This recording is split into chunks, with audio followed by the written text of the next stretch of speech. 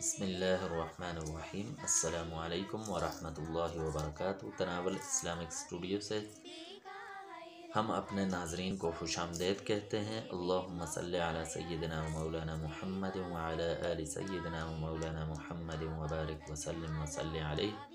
आज हम बात करते हैं कि अगर कोई परेशानी है और परेशानी दूर नहीं हो रही, कोई गम है जो पीछा नहीं छोड़ रहा, कोई तकलीफ़ है जो जान नहीं छोड़ रही, किसी किस्म की भी कोई भी परेशानी है, गम है, मुश्किलात हैं, कोई ऐसी हाजत है जो पूरी नहीं हो रही, तो उसके लिए हमें क्या करना चाहिए। तो ज़ाहिर सी बात है कि हमें अल्लाह तबारक व तआला से मांगना चाहिए, लेकिन अब मांगने के तरीक़े होते हैं।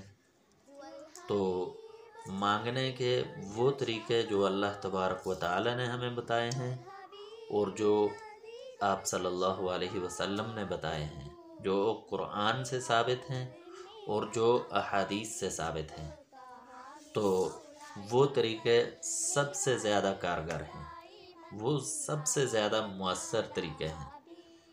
तो उन तरीक़ों को अपनाया जाए जो अल्लाह तबारक व तआला ने हमें बताए हैं और जो आप सल्लल्लाहु अलैहि वसल्लम ने हमें बताए हैं। तो परेशानी के अंदर कैसे मांगना चाहिए, तो अल्लाह तबारक व तआला फरमाते हैं कि मुझे मेरे नामों के ज़रिए से, मेरे अस्माए हुस्ना के ज़रिए से मुझे पुकारो, मुझसे मांगो। तो अब अल्लाह तबारक व तआला के बहुत सारे 99 नाम हैं, अस्माए हुस्ना हैं। तो अब हर इस्म का, हर अस्माए हुस्ना में से हर इस्म का अपना असर है।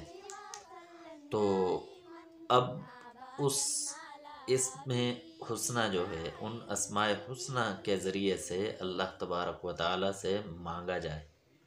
तो कोई परेशानी हो, मुश्किलात हो, तो